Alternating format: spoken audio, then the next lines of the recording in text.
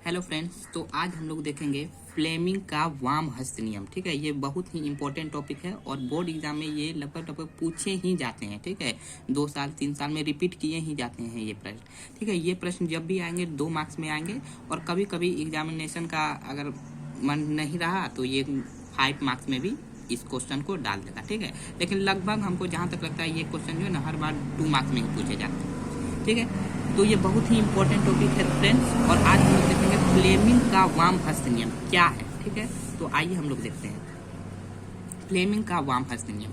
सबसे पहले क्या है फ्लेमिंग का वाम हस्त नियम, उसको हम लोग जान लेते हैं। ठीक है, बोल रहा है कि चुंबक के क्षेत्र में किसी चालक से विद्युत धारा प्रवाहित करने पर चालक पर लगे बल की जानकारी हेतु फ्लेमिंग नामक वैज्ञानिक ने एक सिद्धांत का प्रतिपादन किया जिसे फ्लेमिंग का वाम हस्त नियम कहा जाता है। मतलब फ्लेमिंग क्या किया ना कि चालक पर जो है ना किस और बल लगेगा उसके लिए क्या किया, एक सिद्धांत का प्रतिपादन किया। इसे ही हम लोग कहते हैं फ्लेमिंग का वाम हस्त नियम। ठीक है, फ्लेमिंग का वाम हस्त नियम। ठीक है, अब हम लोग आते हैं इनके अनुसार। ये तो हम लोग पढ़ लिए कि ये मतलब किस कारण से, मतलब कि क्या कहना चाह रहा है। ठीक है, अब इसका नियम जो है ये हम लोग पढ़ेंगे यहाँ से, इनके अनुसार यहाँ से। ठीक है, तो देखिए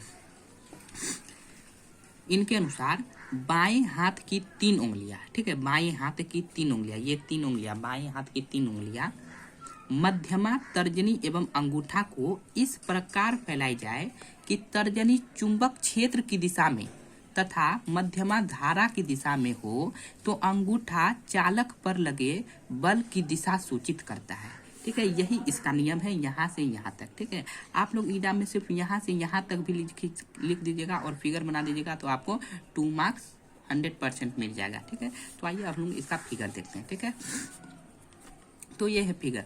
देखिए यहाँ बोल रहा है कि बाएं हाथ की 3 उंगलियां, ये बायां हाथ है। ठीक है, इधर से दायां हाथ, ये बायां हाथ। तो बाएं हाथ की 3 उंगलियां कौन कौन, मध्यमा, तर्जनी एवं अंगूठा। मध्यमा यानी बीच वाली उंगली को मध्यमा बोलते हैं। तर्जनी यानी ये तर्जनी होता है, हाँ, तर्जनी और अंगूठा।